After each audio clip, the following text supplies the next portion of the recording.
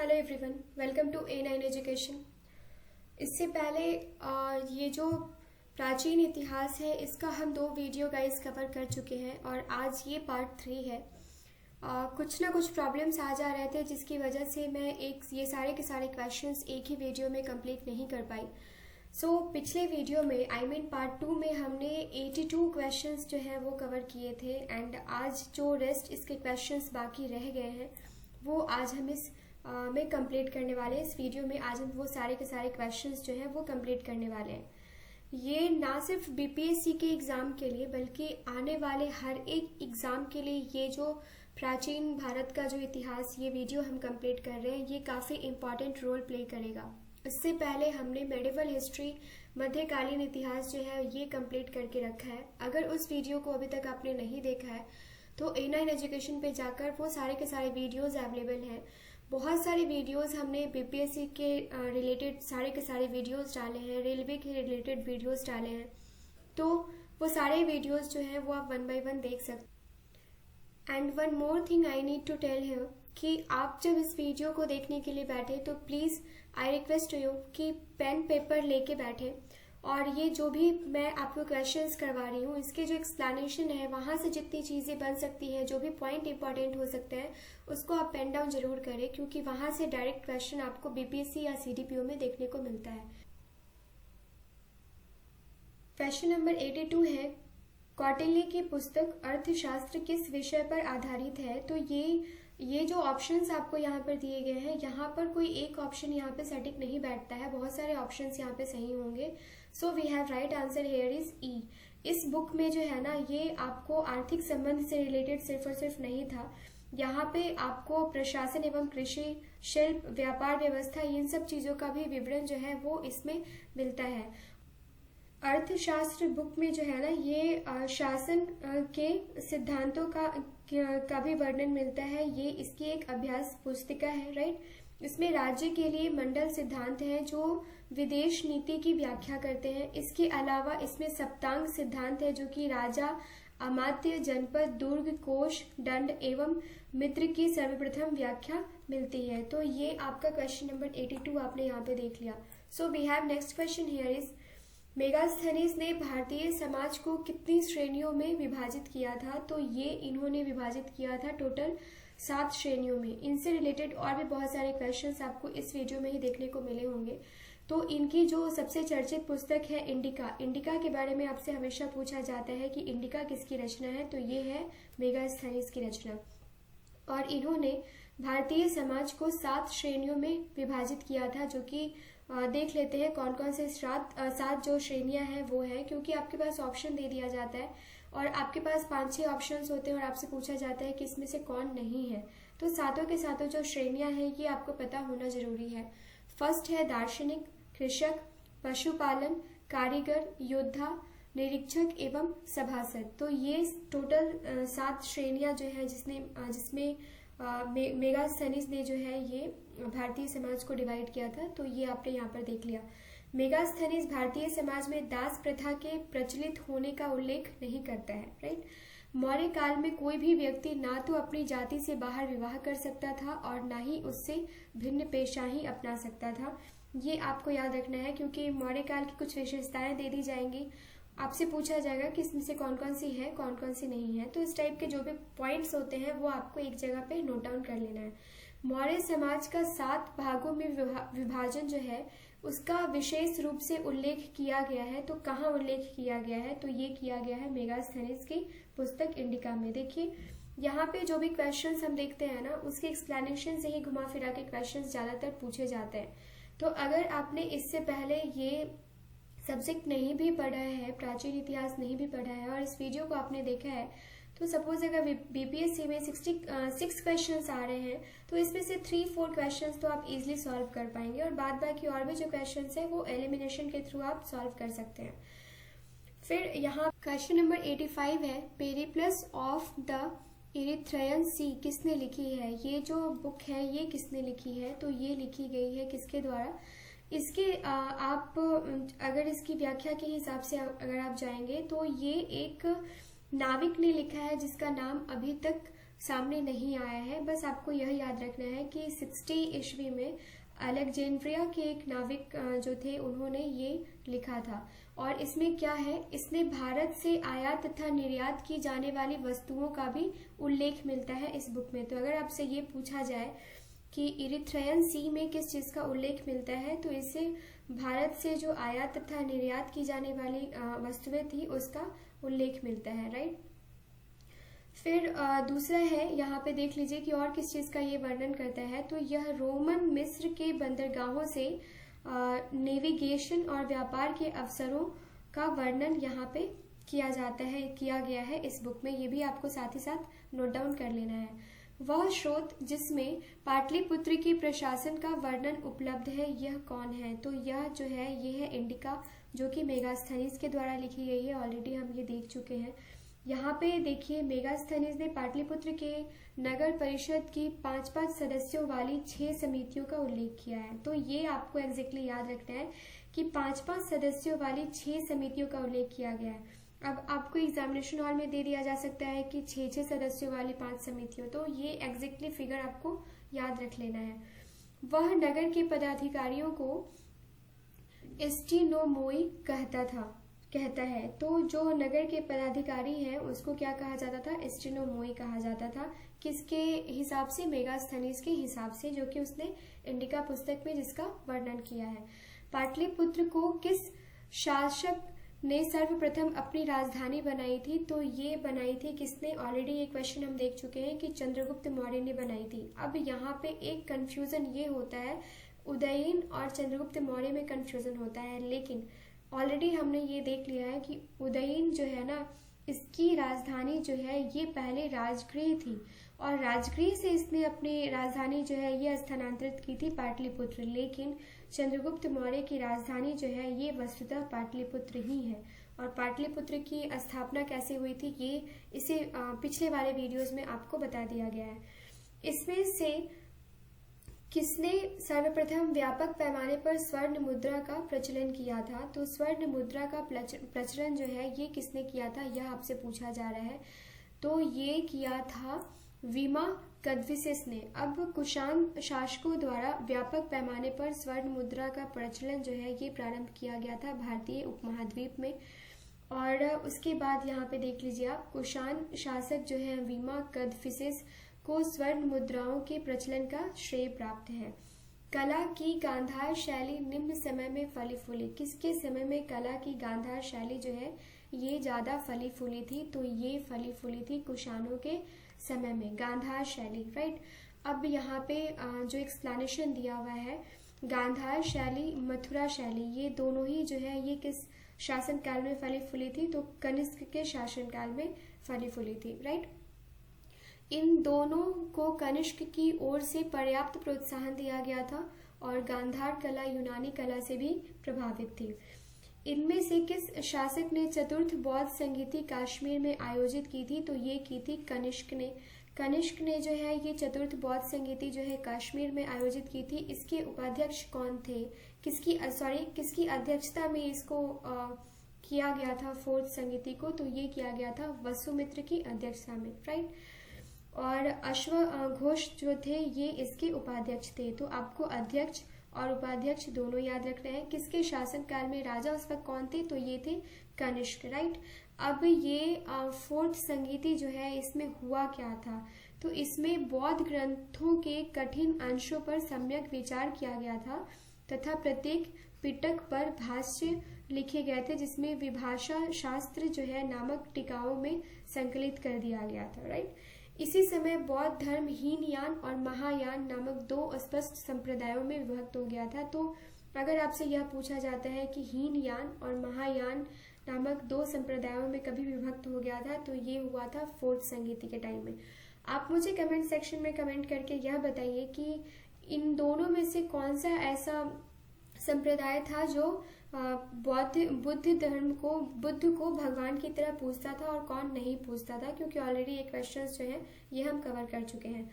शुंग वंश के बाद किस वंश ने भारत पर राज्य किया था? तो ये राज्य किया था कण्व वंश ने, जिसको कि कण्वा वंश के नाम से भी जाना जाता है। तो अगर ऑप्शन में कण्वा वंश रहे या कण्व वंश रहे तो दोनों में से आपको कंफ्यूजन नहीं होना चाहिए। शुंग वंश का अंतिम शासक जो था, अंतिम राजा जो था, वो था देवभूति। अपने अमात्य वसुदेव के षड्यंत्रों द्वारा मार दिया गया था और वसुदेव ने जिस नवीन राजवंश की नींव डाली थी वह कण्व और कण्वायन के नाम से जाना जाता है, राइट। और शुंगों के समान यह भी ब्राह्मण वंश ही था, तो ये कण्वायन वंश जो है ये ब्राह्मण वंश ही था, राइट। राजा खारवेल का नाम जुड़ा है, तो खारवेल राजा का नाम किससे जुड़ा है आपको यह बताना है। तो ये जुड़ा है हाथी गुम्फा लेक के साथ। इस टाइप के क्वेश्चंस आपके लिए गाइस काफ़ी इंपॉर्टेंट हो जाते हैं और आपको यह नहीं सोचना है कि ये क्वेश्चन ऑलरेडी आ चुका है तो आने वाले एग्जाम्स में नहीं आएगा। बहुत सारे क्वेश्चंस रिपीट होते हैं। आपने सुना होगा कि आपको कहा जाता है कि आप जो एग्ज़ाम देने जाते हैं उससे पहले जो भी एग्ज़ाम्स हुए हैं उसके सारे के सारे क्वेश्चंस देख के जाइए, क्योंकि बहुत सारे एग्जाम्स जो होते हैं आपके किसी भी एग्जाम से पहले, वहां से कुछ ना कुछ क्वेश्चंस आपको हूबहू आपके एग्जाम्स में देखने को मिलते हैं। कलिंग का चेदी शासक खारवेल जो है ये प्राचीन भारतीय इतिहास के महानतम सम्राटों में से एक था। उड़ीसा प्रांत के भुवनेश्वर से 3 मील की दूरी पर स्थित उदयगिरी पहाड़ी की हाथी गुम्फा में उसका एक बिना तिथि का अभिलेख प्राप्त हुआ है। तो अगर यह पूछा जाए कि कहाँ से इसका अभिलेख प्राप्त हुआ है तो ये हुआ है हाथी गुम्फा, और ये कहाँ है, उदयगिरी पहाड़ी पर है, भुवनेश्वर से 3 मील की दूरी पर है, राइट। अब इसमें खारवेल के बचपन, शिक्षा, राज्याभिषेक तथा राजा होने के बाद से 13 वर्षों तक के शासनकाल की घटनाओं का क्रमबद्ध विवरण मिलता है। तो इसमें क्या विवरण मिलता है ये भी हमने यहाँ पे पढ़ लिया है। यह अभिलेख खारवेल का इतिहास जानने का एकमात्र स्रोत है। तो अगर आपसे ये पूछा जाए कि एक सिंगल सोर्स जो है खारवेल का इतिहास जानने का, ये कौन सा है, तो हाथी गुम्फा से जो इसका अभिलेख मिला है वो है, राइट। नगरों का क्रमिक पतन किस काल की एक महत्वपूर्ण विशेषता थी, तो ये विशेषता थी कहाँ की, गुप्त काल की। गुप्त काल में नगर क्रमिक पतन की ओर अग्रसर हो गए थे। संपूर्ण गंगा घाटी में जो शहर पहले अत्यंत समृद्ध अवस्था में थे उनमें से अधिकांश को गुप्त युग में तो त्याग कर दिया गया था और वहां के आवासन में पर्याप्त विघटन हुआ था। तो आपको यह याद रखना है कि जो संपूर्ण गंगा घाटी का जो उनके जो शहर थे ये पूरी की पूरी तरीके से क्रमिक पतन की ओर अग्रसर हो गए थे। साथ ही साथ ये भी हम देख लेते हैं कि पाटलिपुत्र जैसा महत्वपूर्ण नगर भी जो था वो हेनसांग जब भारत आए थे उस वक्त तक वो गांव में कन्वर्ट हो चुका था, गांव बन चुका था। मथुरा जैसा महत्वपूर्ण नगर, अब यहाँ से ये भी पूछा जाता है कि मथुरा प्राचीन काल में क्यों फेमस था, तो ये क्यों फेमस था, ये सूती वस्त्र के लिए फेमस था। क्वालिटी जो आप कह सकते हैं सूती का, कॉटन कपड़ों का जो क्वालिटी होता है वो सबसे बेस्ट माना जाता था, उसके लिए मथुरा को। मथुरा जैसा महत्वपूर्ण नगर जो है और कुम्भरहार, सोनपुर, सोहगौड़ा और उत्तर प्रदेश में गंगा घाटी के अनेक महत्वपूर्ण केंद्र जो हैं ये पूरी तरीके से बर्बाद हो चुके थे, राइट। सो क्वेश्चन नंबर 94 है, निम्नलिखित में से कौन सा बंदरगाह गुप्त काल में उत्तर भारतीय व्यापार के लिए उपयोग किया जाता था। तो ये उपयोग कौन कौन सा बंदरगाह किया जाता था, यहाँ कोई एक बंदरगाह नहीं है जो उपयोग किया जाता था। तो ये जो ऑप्शन है ना, ऑप्शन नंबर ई, काफ़ी खतरनाक ऑप्शन है क्योंकि कभी कभी ज़्यादातर क्वेश्चन में हम यहीं पर आके फंस जाते हैं। सिर्फ 4 ऑप्शंस रहे तो इसलिए एलिमिनेट आप कर सकते हो।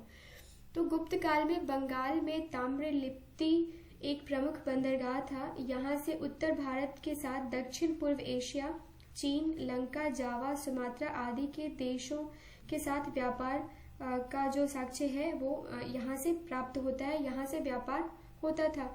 अब यहाँ पे एक चीज आपको और देखना है कि पश्चिमी भारत का प्रमुख बंदरगाह जो भृगु कच्छ था, भड़ौच जिसको कहा जाता है, अब यहाँ पे देखिए भरोच बोल दीजिए या भड़ौच बोल दीजिए, ये क्या है, प्राचीन भारत का, पश्चिम भारत का ये प्रमुख बंदरगाह था और यहाँ से पश्चिमी देशों के साथ समुद्री व्यापार होता था।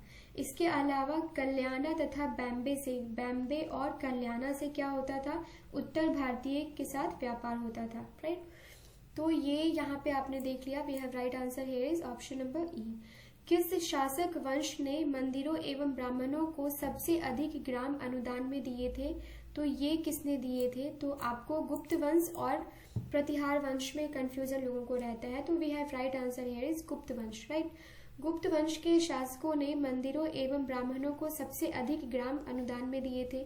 गुप्त लेखों में जिन भूमिदानों का उल्लेख किया गया है उससे यह स्पष्ट है कि भूमिदान के साथ साथ गांव की भूमि से उत्पन्न होने वाली आय भी ग्रहीता को सौंप दी जाती थी, दे दी जाती थी। गुप्त युग में भूमि राजस्व की दर क्या थी? काफी इंपॉर्टेंट क्वेश्चन है ये। तो भूमि राजस्व की जो दर है ये उपज का 6वां भाग था। अब इसमें कैसे था वो आप देख लीजिए कि जो कृषि करते थे ना, राजकीय भूमि पर जो कृषि किया जाता था उन्हें अपनी उपज का 1 भाग राजा को कर के रूप में देना पड़ता था। 6वां भाग जो है वो राजा को कर के रूप में देना पड़ता था और उसको कहा क्या जाता था? षष्टांग, राइट, षष्टांश कहा जाता था। गुप्त अभिलेखों में भूमि कर को उद्रंग तथा भागकर कहा जाता था। तो ये षष्टांश होता था कर, राइट, और उस कर को जो ये षष्टांश कर जो है ये राजा को जो दिया जाता था उसको क्या कहा जाता था? उद्रंग कहा जाता था या भागकर कहा जाता था। किस काल में? गुप्त काल में। अब डायरेक्ट क्वेश्चन आपसे यहाँ पे यह बन सकता है कि गुप्त काल में जो कर दिया जाता था उस कर को क्या कहा जाता था? तो ये कहा जाता था उद्रंग और भागकर। गाइस, हमने एक सीरीज स्टार्ट करी है जिसमें बीच में मेरी हेल्थ थोड़ी सही नहीं थी जिसकी वजह से 5 उसमें ही मैं वीडियोस डाल चुकी हूँ। आप वो सारे के सारे वीडियोस देख लीजिए। और ये जो रिवीजन सीरीज है इसमें आने वाले टाइम में मैं कुछ वीडियोस इसमें डालने वाली हूँ जिसमें सब्जेक्ट वाइज जहाँ से क्वेश्चंस आते हैं। अभी तो मैं हर एक सब्जेक्ट से मिला के जो इम्पोर्टेंट टॉपिक्स है वहाँ से क्वेश्चंस बना बना के मैं आपको वहाँ पे देती हूँ। इनफैक्ट वो क्वेश्चन के फॉर्मेट में नहीं होता है, मैं आपको वहाँ पे जो भी है टॉपिक वाइज अगर मैं चलती हूँ, मैं ज्योग्राफी में बात करूँ तो जो प्लैनेट्स हैं तो प्लैनेट्स से जितने भी इंपॉर्टेंट चीज़ें हो सकती हैं जहाँ से क्वेश्चंस पूछे जाते हैं वो मैंने वहाँ पे कवर करके रखा है। इसी तरीके से हर एक सब्जेक्ट से जो जो इम्पोर्टेंट टॉपिक है जहाँ से क्वेश्चंस बनाए जा सकते हैं वो हमने वहाँ पे कवर किया है। सिर्फ 5 वीडियोज़ ही हमने कवर किया अभी तक और अभी आपको 40-50 वीडियोज़ मैं ऐसा लेके आने वाली हूँ। लेकिन कुछ वीडियोज़ उसमें ऐसे भी रहेंगे जिसमें सब्जेक्ट वाइज हम रिविजन करेंगे। एक ही दिन में उस सब्जेक्ट से रिलेटेड जो जो पॉइंट इंपॉर्टेंट हो सकते हैं जहाँ से क्वेश्चन बनता है। तो अगर आपने इस वीडियो को अभी तक नहीं देखा है, इन सारे वीडियोस को, तो आप देख लीजिए। आप जो कुछ भी डेली बेसिस पे पढ़ते हैं ये रिवीजन के तौर पे आप इन सारे वीडियोस को ले सकते हैं। आपने अगर बेल आइकन प्रेस नहीं किया तो आप कर लीजिए, क्योंकि जो भी वीडियोस मैं डालूंगी वो आपको तभी टाइम टू टाइम मिलेगा जब आपने बेल आइकन प्रेस करके रखा होगा, तो आपको नोटिफिकेशन इजिली अवेलेबल हो जाता है। सो क्वेश्चन नंबर 97 हम यहाँ पे देख लेते हैं। भागवत संप्रदाय के विकास में किसकी देन अत्यधिक थी? तो ये सबसे ज्यादा देन थी किसकी? गुप्त वंश की। भागवत अथवा वैष्णव धर्म चरमोत्कर्ष पे किस टाइम में था? गुप्त राजाओं के शासनकाल में था। गुप्त नरेश वैष्णव मतानुयायी थे और इन्होंने इसे अपना राजधर्म बनाया था। तो अगर आपसे यह पूछा जाए कि गुप्त शासक जो थे इनका राजधर्म क्या था, तो वैष्णव था। वैष्णव को धर्म को ये लोग फॉलो करते थे। अधिकांश शासक जो है ये परम भागवत की उपाधि धारण करते थे। उपाधि कौन सा धारण करते थे? तो परम भागवत की उपाधि धारण करते थे। विष्णु का वाहन गरुड़ जो है ये इनका राज्य चिन्ह जो है हुआ करता था। नेक्स्ट क्वेश्चन नंबर 98 हमारा है कि इनमें से किसने पहली बार यह व्याख्या की थी कि पृथ्वी के अपनी धुरी पर घूमने के कारण प्रतिदिन सूर्योदय एवं सूर्यास्त होता है। तो सनराइज और सनसेट क्यों होता है? तो पृथ्वी की अपनी धुरी पर घूमने के कारण होता है। ये किनका कथन था, किनके द्वारा कहा गया था? तो आर्यभट्ट के द्वारा कहा गया था, राइट। क्वेश्चन नंबर 99 है, इनमें से कौन गुप्त काल में औषधि क्षेत्र में अपने कार्य के लिए जाना जाता है? तो यहाँ पे थोड़ा सा ये क्वेश्चन आपको कंफ्यूजन क्रिएट करेगा। आपको ये चीज़ याद रखना है, अगर आप बिहार सरकार के अकॉर्डिंग जाएंगे तो इसका ऑप्शन आपको राइट आंसर ऑप्शन ई होगा। लेकिन अगर आप गूगल पे देखते हैं तो सुश्रुत जो है ये गुप्त काल में औषधि क्षेत्र में जाने जाते हैं। लेकिन यहाँ पे ये अब डिपेंड करता है कि आने वाले एग्जाम्स में अगर ये क्वेश्चन आता है तो आपके पास ऑप्शन में क्या क्या रहता है, राइट।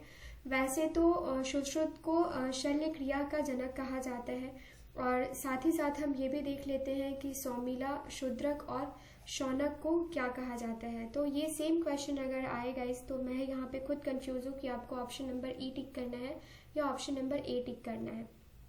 उस तरीके से आप थोड़ा ध्यान में रखिए, और जैसा भी आपके पास क्वेश्चन आता है, ऑप्शन आता है, उसके हिसाब से आप वहाँ पे टिक करके आ जाएंगे। शौनक जो है ये ऋग्वेद कालीन ऋषि थे, और उसके अलावा आप देख लीजिए कि शूद्रक गुप्त कालीन नाटककार थे। तो ये सुश्रुत और शूद्रक जो है ये गुप्त काल के थे, शौनक जो है ये ऋग्वेद काल के थे, राइट। यहाँ पे फिर हम देख लेते हैं कि कालिदास ने इनको भाष और कविपुत्र कहा था। किसको कहा था भाष और कविपुत्र? तो सौमिला जो है इनको भाष और कविपुत्र के नाम से कालिदास जो है ये जानते थे। इस प्रकार गुप्त काल में औषधि के क्षेत्र में उपर्युक्त में से किसी ने कार्य नहीं किया था। ये आपको बिहार गवर्नमेंट का जो आंसर शीट है उसके हिसाब से यहाँ पे एक्सप्लेनेशन दिया गया है। लेकिन अगर आप गूगल के अकॉर्डिंग जाएंगे तो सुश्रुत जो है ये गुप्त काल में चिकित्सा के लिए जाने जाते हैं, राइट। क्वेश्चन नंबर 100 देख लेते हैं। चीनी यात्री हेनसांग ने किस विश्वविद्यालय में अध्ययन किया था? तो ये इन्होंने किस में अध्ययन किया था, इससे रिलेटेड ऑलरेडी क्वेश्चंस बहुत सारे, कितने साल तक ये रुके थे, कहाँ अध्ययन किया था, किसके शासन काल में आए थे, ये ऑलरेडी हम लोग देख चुके हैं।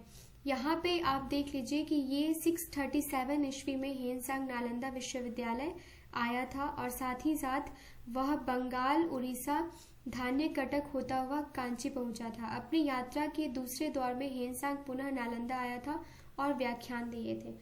टोटल 10 वर्षों तक ये जो है ये नालंदा में रहा था, राइट। ऑलरेडी ये सारे के सारे पॉइंट्स हम इससे ऊपर वाले क्वेश्चंस में देख चुके हैं। हेनसांग की भारत यात्रा के समय सूती कपड़ों के लिए उत्पादन के लिए सबसे प्रसिद्ध नगर कौन सा था? तो ऑलरेडी हम डिस्कस कर चुके हैं कि ये कौन था, ये मथुरा था। चीनी यात्री हेनसांग हर्षवर्धन के शासनकाल में भारत आया था, और मथुरा जो है वो उस वक्त सूती वस्त्रों के लिए जाना जाता था। उसके बाद वह लिखता है कि मथुरा के बाजारों में बिकने वाली वस्तुएं काफी सजाकर रखी जाती थी। तो किसके द्वारा लिखा गया था कि मथुरा के बाजारों में बिकने वाली वस्तुएं काफी सजाकर रखी जाती थी? तो ये लिखा गया था हेनसांग के द्वारा। ये आपको याद रखना है, क्योंकि डायरेक्ट स्टेटमेंट दे दिया जाता है, चाहे वो एंशिएंट हिस्ट्री की बात कर ले या मेडिवल हिस्ट्री की बात कर ले, इस टाइप के क्वेश्चंस आपसे स्टेटमेंट बेस्ड क्वेश्चंस पूछ दिए जाते हैं। कवि बाण कहाँ के निवासी थे? तो ये निवासी थे पाटलिपुत्र के, राइट। बाण भट्ट जो है ये हर्षवर्धन के दरबारी कवि थे। ये पुत्र क्षेत्र के निवासी थे, और हर्ष चरित्र, कादम्बरी, चंडी शतक ये इनकी प्रमुख रचनाएं थी। तो अगर आपसे पूछा जाए बाण भट्ट की रचनाओं के बारे में, तो ये आपको बताना है हर्ष चरित्र, कादम्बरी और चंडी शतक। चीनी यात्री इत्सिंग, इसने बिहार का भ्रमण कभी किया था? तो यहाँ पे 675 से लेके 685 तक ये जो है कहाँ रहा था इत्सिंग? ये बिहार के नालंदा विश्वविद्यालय में इसने अध्ययन किया था। और साथ ही साथ आपको यह भी नोट कर लेना है कि 693-94 में ये फिर से सुमात्रा होता हुआ चीन की ओर लौट गया था।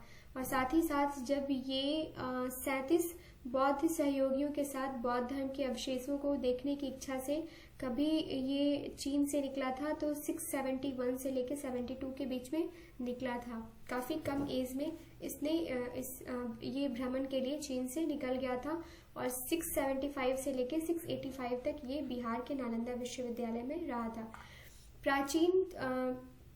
प्रसिद्ध चीनी यात्री फाहियान ने किसके शासनकाल में भारत की यात्रा करी थी?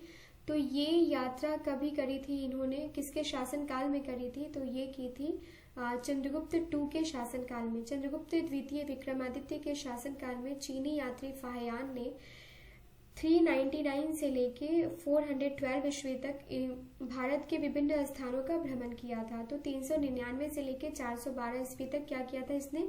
भारत के विभिन्न स्थलों का भ्रमण किया था। किसने? चंद्रगुप्त II के शासनकाल में चीनी यात्री फाहियान ने। नालंदा विश्वविद्यालय के संस्थापक कौन थे? तो नालंदा विश्वविद्यालय के संस्थापक कुमार गुप्त थे। अब आपको यहाँ पे बिल्कुल भी कंफ्यूज नहीं होना है इन दोनों ऑप्शंस में। हेनसांग के अनुसार नालंदा विश्वविद्यालय का संस्थापक जो है ये शक्रादित्य है, और यही शक्रादित्य जो है इनको किसके नाम से जाना जाता है, तो इनको जाना जाता है कुमारगुप्त के नाम से। तो ये अगर आपसे पूछा जाए कि कुमारगुप्त का दूसरा नाम क्या है, या ऑप्शन में शक्रादित्य दे दिया जाए, तो आपको बिल्कुल भी कंफ्यूज नहीं होना है। और इनका शासनकाल जो है ये क्या था, तो 415 से लेके 455 ईस्वी तक माना जाता है। कुमारगुप्त की प्रसिद्ध उपाधि महेंद्रादित्य भी थी, तो महेंद्रादित्य रहे, शक्रादित्य रहे, या फिर कुमारगुप्त रहे, ये सारे के सारे नाम सेम है, सेम पर्सन के हैं, ये आपको नोट डाउन कर लेना है। ताम्रपत्र लेख दर्शाते हैं कि प्राचीन काल में बिहार के राजाओं का संपर्क किससे था, तो ये जावा सुमात्रा से था। और पाल वंशी शासक जो थे ये देवपाल बौद्ध मतानुयायी थे। देवपाल जो थे ये बौद्ध मतानुयायी थे। इनको परम सौगात भी कहा गया है, ये भी आपको याद रखना चाहिए। अब इनको परम सौगात क्यों कहा गया है, तो ये भी इम्पोर्टेंट हो जाता है, क्योंकि इन्होंने जावा के शैलेंद्र वंशी शासक बालपुत्र देव के अनुरोध पर उससे नालंदा में एक बौद्ध विहार बनवाने के लिए 5 गांव दान में दे दिए थे। तो ये कुछ इंपॉर्टेंट चीजें थी जो यहाँ पे आपको नोट कर लेनी चाहिए। क्वेश्चन नंबर 107 है, स्वर्ण भूमि का वह राजा कौन था जिसने नालंदा में एक बौद्ध विहार की स्थापना की तथा उसके रख रखाव हेतु अपने दूत द्वारा देवपाल से 5 गांव दान में देने की प्रार्थना करी थी। तो ऑलरेडी हमने ये क्वेश्चन देख लिया है, बालपुत्र देव।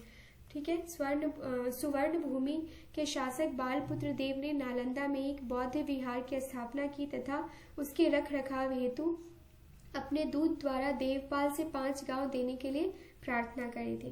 क्वेश्चन नंबर 108 है हमारा, नालंदा विश्वविद्यालय के विनाश के कारण क्या थे, तो इसका विनाश का कारण कौन था, तो ये आपको था मुसलमानों का जो आक्रमण था उसकी वजह से पूरी तरीके से ये बर्बाद हो गया था।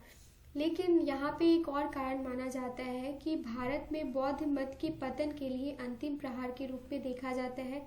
किसको, तो नालंदा विश्वविद्यालय बख्तियार खिलजी के अधीन तुर्क मुस्लिम आक्रमणकारियों द्वारा नष्ट कर दिया गया था, राइट। और इसी के बाद जो है बौद्ध मत के पतन के रूप में इसको अंतिम प्रहार के रूप में भी देखा जाता है। तो अगर आपसे यह पूछा जाए कि नालंदा विश्वविद्यालय को किसने बर्बाद किया था पूरी तरीके से, तो ये किसने किया था, मुस्लिम जो बख्तियार खिलजी तुर्क शासक थे उसने पूरी तरीके से नालंदा विश्वविद्यालय को विध्वंस कर दिया था। खजुराहो मंदिर स्थापत्य के निर्माण में सहयोगी थे, तो ये कौन सहयोगी थे, तो ये चंदेल वंश के जो शासक थे वो लोग खजुराहो मंदिर के स्थापत्य कला में सहयोगी थे। तो खजुराहो के मंदिर चंदेल राजाओं के समय 950 से लेके 1050 ईस्वी के बीच बनवाए गए थे। और यहाँ के मंदिरों में कंदरिया महादेव का मंदिर सर्वोत्तम है। आपसे यह भी पूछा गया है कि ये जो मंदिर है जो चंदेल शासकों के द्वारा बनाया गया है ये किसको डेडिकेटेड है, तो ये किस को डेडिकेटेड है, कंदरिया महादेव को डेडिकेटेड है। खजुराहो मध्य प्रदेश के छतरपुर जिले में स्थित है। विक्रमशिला शिक्षा केंद्र जो है ये संस्थापक इसका क्या नाम था, इसके संस्थापक का क्या नाम था, यह क्वेश्चन आपसे यहाँ पे पूछा गया है। तो धर्मपाल जो थे ये इसके संस्थापक थे। विक्रमशिला विश्वविद्यालय बिहार के भागलपुर जिले में स्थित है। इसकी स्थापना पाल वंश के धर्मपाल ने की थी। दीपंकर श्री ज्ञान जो उपाध्यक्ष आतिश के नाम से प्रसिद्ध थे, यहाँ के सर्वाधिक प्रसिद्ध विद्वान थे। तो यहाँ के सर्वाधिक प्रसिद्ध विद्वान जो है ये दीपंकर श्री ज्ञान थे, राइट। और इनको उपाध्यक्ष आतिश के नाम से भी जाना जाता है। ये दोनों चीजें आप याद रखिए। और ये तिब्बत भी गए थे। तो अगर आपसे यह पूछ दिया जाए कि कौन से बिहार के जो विद्वान थे वो तिब्बत गए थे, तो आपको यहाँ पे रखना है याद दीपंकर श्री ज्ञान, राइट। क्वेश्चन नंबर 111 है, निम्नलिखित राजवंशों में किसका उल्लेख संगम साहित्य में नहीं हुआ है, तो ये नहीं हुआ है कदम्ब का, राइट। अब यहाँ पे कदम से रिलेटेड कुछ देख लेते हैं, संगम साहित्य से रिलेटेड क्या क्या चीजें यहाँ पे दी हुई है वो देख लेते हैं। संगम साहित्य में केवल चोल, चेर, पांड्य राजाओं के उद्भव और विकास का विवरण प्राप्त होता है। इन राज्यों के विविध राजाओं के शासनकाल का स्पष्ट निर्धारण संभव न होने पर भी संगम साहित्य से कृष्णा नदी के दक्षिण में सुदूर प्रायद्वीप तक राजनीतिक गतिविधियों पर पर्याप्त प्रकाश जो है वो पड़ता है। नेक्स्ट क्वेश्चन नंबर 112 है, संगम युग में उरैयूर किस लिए विख्यात था? तो ये विख्यात था, कपास के व्यापार का महत्वपूर्ण केंद्र था। कपास के लिए ये उरैयूर जो है ये विख्यात था। ये संगम युग की बात कर रही हूँ मैं आपसे। तो अगर आपसे यह पूछा जाए उरैयूर टर्म जो है ये आपको याद रखना है कि संगम युग से रिलेटेड है। तमिलनाडु के तिरुचिरापल्ली में अवस्थित कावेरी नदी के तट पर उरैयूर संगम कालीन चोलों की राजधानी थी। तो अगर आपसे यह पूछा जाए कि संगम कालीन चोलों की राजधानी जो है ये चोलों की राजधानी कौन थी, कहाँ थी, तो ये कौन सी राजधानी थी, ये आपने देख लिया कि उरैयूर जो है ये संगमकालीन चोलों की राजधानी थी, जो कि कहाँ है, तो तमिलनाडु के तिरुचिरापल्ली में अवस्थित है। किस नदी के तट पर अवस्थित है, तो ये कावेरी नदी के तट पर अवस्थित है, राइट। यह कारी एवं वारानम नामों से भी प्रसिद्ध है। तो इसको किस नाम से और जाना जाता है, कारी नाम से जाना जाता है और वारानम नाम से जाना जाता है। संगम युग में उरैयूर कपास तथा सूती वस्त्रों का भी बहुत बड़ा केंद्र था। तो एक आपने देख लिया मथुरा और एक आपने देख लिया कौन, उरैयूर। ये दोनों कपास तथा सूती वस्त्र आप मथुरा याद रखेंगे। कपास तथा सूती वस्त्र से रिलेटेड कौन था, तो ये था आपका उरैयूर। नेक्स्ट क्वेश्चन है हमारा, मुद्रा राक्षस के लेखक कौन थे? तो काफी इंपॉर्टेंट क्वेश्चन भी है और काफी इजी क्वेश्चन भी है। विशाख दत्त जो है ये मुद्रा राक्षस के लेखक थे। अब इनके अलावा जो है ये कुछ और भी चीजें हैं, यहाँ पे हम देख लेते हैं। इस ग्रंथ से मौर्य इतिहास मुख्यतः चंद्रगुप्त मौर्य के जीवन पर प्रकाश पड़ता है। तो अगर आपसे यह पूछा जाए कि इसमें किसका विवरण दिया गया है, तो चंद्रगुप्त मौर्य के जीवन का विवरण जो है ये मुद्रा राक्षस में दिया गया है, जो कि किसके द्वारा लिखा गया है, विशाख दत्त के द्वारा लिखा गया है।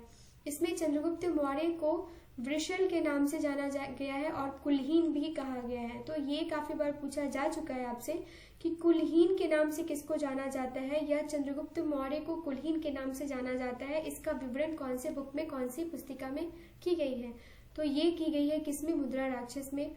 ढूंढीराज ने मुद्रा राक्षस पर टीका भी लिखा है, राइट। तो यहाँ से भी जो भी इंपॉर्टेंट पॉइंट्स आपको लग रहा है गाइज, आपको एक शॉर्ट नोट प्रिपेयर कर लेना है, सो डैट कि किसी भी एग्जाम से पहले आपको कोई भी वीडियो ना देखना पड़े या बुक्स भी ना पढ़ना पड़े। एग्जाम से पहले आपके पास एक शॉर्ट नोट प्रिपेयर होना चाहिए, जिसको आप कम टाइम में आप उसको पूरी तरीके से रिवाइज करके एग्जामिनेशन हॉल में जा सके। पृथ्वीराज रासों की रचना किसने करी थी, तो ये चंद्रवरदाई ने करी थी। और ये किसके दरबारी कवि थे, तो ये थे पृथ्वीराज 3 जो है चौहान वंश के शासक थे, उनके दरबारी कवि कौन थे, चंद्रवरदाई थे, जिन्होंने पृथ्वीराज रासों की रचना करी थी, राइट।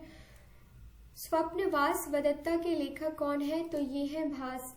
तो भास कवि जो है ये कौन है, ये स्वप्नवास वदत्ता के लेखक है। महाकवि भास के नाम से 13 नाट्य उपलब्ध हुए हैं, जिन्हें 1909 में श्री टी गणपति शास्त्री ने ट्रावनकोर राज्य से प्राप्त किया है। तो ये भी इम्पोर्टेंट है, ये आपको याद रख लेना है। इन नाटकों के नाम क्या क्या है, ये भी इम्पोर्टेंट है, यहाँ से भी क्वेश्चन पूछा जा सकता है ना। यहाँ से कुछ ऑप्शंस आपको दिए जाएंगे और पूछा जाएगा कि कौन कौन सा इसमें नहीं था, क्या क्या प्राप्त नहीं हुआ था, राइट। तो ये सारे के सारे नाम जो है ये आप नोट डाउन कर लेंगे या 1-2 बार देख लीजिए। कुछ नाम ऐसे हैं जो आपको देखने से याद रहेंगे। क्वेश्चन नंबर 116 है हमारा, कुमार संभव महाकाव्य किसकी रचना है, किस कवि ने लिखी थी, तो कालिदास ने लिखी थी। अब सिर्फ कुमार संभवम ही नहीं, कालिदास के द्वारा लिखी गई और भी सारी की सारी रचनाएं जो हैं ये काफी इंपॉर्टेंट है। तो यहाँ पर यह भी देख लेते हैं कि कालिदास ने और कौन कौन सी किताबें जो है, पुस्तकें जो है ये लिखी थी। नेक्स्ट क्वेश्चन है हमारा, कुमार संभव महाकाव्य किस कवि ने लिखा है, तो ये लिखा है कालिदास ने। कालिदास ने और कौन कौन सी चीजें लिखी हैं, तो ये इन्होंने लिखा है मेघदूत, राइट। मेघदूत भी काफी इंपॉर्टेंट है, ये आपसे पूछा जाता है कि मेघदूत जो है ये किसकी रचना है। और ये भी आपसे पूछा जाता है कि रघुवंशम जो है ये किसकी रचना है, तो ये भी किसकी रचना है, ये कालिदास की ही रचना है। और कुमार संभवम भी कालिदास की ही रचना है। तो ये सारे के सारे जो है ये याद कर लीजिए। और ये जो कुमार संभव है इसमें 17 सर्ग हैं, 17 सर्ग हैं, ये भी आपको साथ ही साथ याद रखना है, जिसमें क्या प्रकृति चित्रण तथा कार्तिकेय के जन्म का वर्णन किया गया है। इसमें किया गया है तो कुमार संभवम में कालिदास के द्वारा प्रकृति चित्रण का और कार्तिकेय जन्म का वर्णन किया गया है। उस स्रोत का नाम बतलाए जो प्राचीन भारत के व्यापारिक मार्गों पर मौन है, तो ये कौन है? ये है मिलिंद पन्हो। मिलिंद पन्हो पाली भाषा में लिखा गया है और किसके द्वारा लिखा गया है? तो ये लिखा गया है नागसेन के द्वारा। इसमें नागसेन एवं हिंद यवन शासक में मेनांडर जो है, इनके बीच जो वार्तालाप हुई थी उसका वर्णन इसमें मिलता है, कोई भी व्यापारिक मार्गों का वर्णन नहीं मिलता है। तो फिर यहाँ से एक और क्वेश्चन आप प्रिपेयर कर सकते हैं कि और जो चीजें हैं वहां से किससे किससे व्यापारिक मार्गों का वर्णन मिलता है, राइट। हर्ष चरित्र नामक पुस्तक किसने लिखी थी? तो ये लिखी थी वान भट्ट ने। ऑलरेडी ये क्वेश्चन हम देख चुके हैं और फिर देखिए ये क्वेश्चन रिपीट हो चुका है। हर्ष चरित्र ग्रंथ की रचना सुप्रसिद्ध लेखक वान भट्ट ने करी थी। यह वर्धन वंश के इतिहास का प्रमुख स्रोत है। तो किस जो वंश है इसकी व्याख्या यहाँ मिलती है? तो वर्धन वंश की व्याख्या जो है ये यहाँ पे मिलती है। यह एक आख्यायिका है जिसमें लेखक अपने समकालीन शासक एवं उसके पूर्वजों के जीवन वृत्त का वर्णन प्रस्तुत करता है, राइट। नेक्स्ट जो क्वेश्चन है, क्वेश्चन नंबर 119, वो हम देख लेते हैं। चोल काल किसके लिए प्रसिद्ध है? तो ये प्रसिद्ध था ग्राम पंचायत के लिए, विलेज असेंबली के लिए ये जो चोल काल है ये प्रसिद्ध था। चोल शासन की सबसे उल्लेखनीय विशेषता जो है ये स्वायत्त शासी ग्रामीण संस्थाओं का है। और यहाँ पे देख लीजिए कि ग्राम पंचायत चोल काल में प्रसिद्ध था, राइट। उत्तर मेरूर से प्राप्त अभिलेख से ग्राम सभा के कार्यों आदि का विस्तृत वर्णन प्राप्त होता है। तो अगर आपसे यह पूछा जाए कि ग्राम सभा से रिलेटेड जो कौन सा अभिलेख है जहाँ से ग्राम सभा से रिलेटेड वर्णन प्राप्त होता है, तो ये है कौन सा, कहाँ से प्राप्त होता है? तो उत्तर मेरूर से ये अभिलेख प्राप्त होता है। आज का सेकंड लास्ट क्वेश्चन है ये गाइस। कौन सा मध्यकालीन भारतीय साम्राज्य व्यापक स्तर पर स्थानीय स्व शासन के लिए प्रसिद्ध था? तो ये था चोल। क्वेश्चन नंबर 121 है, दक्षिण भारत के मंदिरों के आकर्षक द्वार क्या कहलाते थे? ये क्वेश्चन सिर्फ यूपीएससी के लिए रिलेटेड नहीं है, ये इस टाइप के क्वेश्चन आपसे यूपीएससी में भी पूछे जाते हैं। इसका राइट आंसर होगा गोपुरम, राइट, गोपुरम। अब गोपुरम से रिलेटेड कुछ और भी चीजें देख लीजिए। दक्षिण के मंदिरों के आकर्षक द्वार को गोपुरम कहा जाता था, राइट। और ये जो अगर आपसे पूछा जाए कि पांड्यों और चोलों के राज्यकाल में कौन सी शैली जो है ये यूज में लाई जाती थी, तो ये लाई जाती थी द्रविड़ शैली, राइट। और पांड्य काल में मंदिर छोटे होते थे लेकिन उनका जो प्रांगण होता था वो चारों ओर से जो है बहुत बड़े बनाए जाते थे। इसके अलावा इनका जो प्रवेश द्वार होता था ना, ये सेंटर ऑफ अट्रैक्शन होता है, ये इसको गोपुरम कहा जाता है। इसका द्वार जो है ये काफी अच्छी तरीके से बनाया जाता था, जो कि काफी बड़ा होता था और विशाल होता था, राइट। उसके बाद चोलकालीन वास्तुकला की विशेषता जो है ये मंदिर नहीं है अपितु क्या है, गोपुरम है। तो ये सारे के सारे जो फैक्ट्स हैं ये आपको याद होने चाहिए। ये थे टोटल 121 क्वेश्चन जो हमने प्राचीन इतिहास में देखा, और ये सारे के सारे वही क्वेश्चंस हैं जो भी अभी तक बीपीएससी एग्जाम में पूछे जा चुके हैं। सिर्फ बीपीएससी एग्जाम नहीं, आप किसी और एग्जाम के भी क्वेश्चन पेपर उठा के देख लो तो आपको यहाँ से डायरेक्ट क्वेश्चन देखने को मिलेंगे, क्योंकि घटना चक्र का एक्सप्लेनेशन जो है ना ये काफी अपने आप में बहुत इंपॉर्टेंस रखता है, क्योंकि यहाँ से डायरेक्ट क्वेश्चन बनते हैं एग्जामिनेशन हॉल में। सो हमें कमेंट सेक्शन में कमेंट करके जरूर बताइएगा कि यह वीडियो आपको कैसा लगा। आने वाले वीडियोस में हम हर एक सब्जेक्ट का प्रीवियस ईयर आपके लिए लेके आएंगे। बीपीएससी एग्जाम के लिए, सीडीपीओ एग्जाम के लिए काफी इंपॉर्टेंट ये सारे के सारे वीडियोस आपके लिए होने वाले हैं। कोई भी कमी अगर आपको हमारे वीडियो में नजर आती है तो प्लीज हमें कमेंट सेक्शन में कमेंट करके बताइए, सो डैट कि आने वाले किसी भी वीडियो में वो चीजें रिपीट ना हो। So have a nice day, thank you so much.